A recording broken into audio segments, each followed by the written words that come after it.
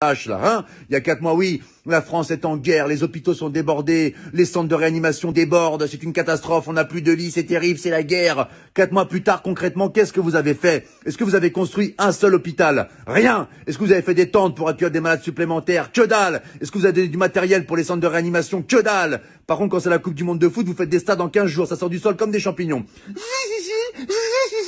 Les stades, ils les font en 3 semaines. En Chine, ils ont fait un hôpital en 10 jours. Nous, ça fait 4 mois, on n'a même pas des couvertures en plus. Un oreiller non plus. Bon, bah écoute, c'est super, hein, vive la France.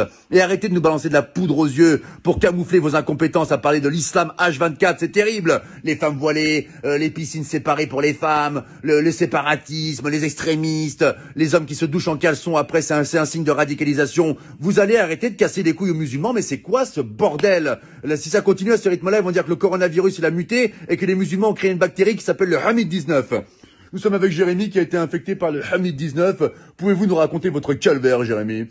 Bah, ça a commencé par la barbe qui pousse toute seule, alors que je suis un berbe à la base, donc c'est un peu incohérent, vraiment. Et après, les premiers symptômes, j'ai dit des mots d'arabe en pleine nuit. Je me réveillais, Allahu Akbar! Et là, vraiment, c'était vraiment difficile. Et le point final, ça a été quand je mangeais avec maman. Elle m'avait préparé un cassoulet, c'est une bonne vivante, maman. Et puis là, d'un coup, il y a une phrase qui est sortie. Ashhadu an la ilaha illallah wa ashhadu anna Muhammadan Rasulullah.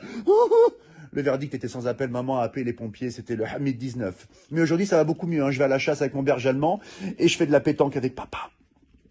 Voilà, c'était Jérémy qui a été infecté par le Hamid-19. Laissez les musulmans tranquilles, c'est insupportable. On a l'impression qu'il y a que eux qui existent dans le monde, vous les massacrez H24. Là, je m'adresse au peuple de France. Il faut qu'on défende nos frères musulmans, ce sont des Français à part entière comme nous. C'est comme si on laissait un gamin à l'école se faire tabasser par 10 personnes et qu'on réagissait pas. Il faut qu'on les défende, d'accord? Les médias se servent d'une minorité pour salir une majorité. Ils leur cassent les couilles. La plupart des musulmans, ils sont en France, ils sont sans problème, on les entend jamais. Ils veulent une vie tranquille comme vous, comme moi, comme nous tous.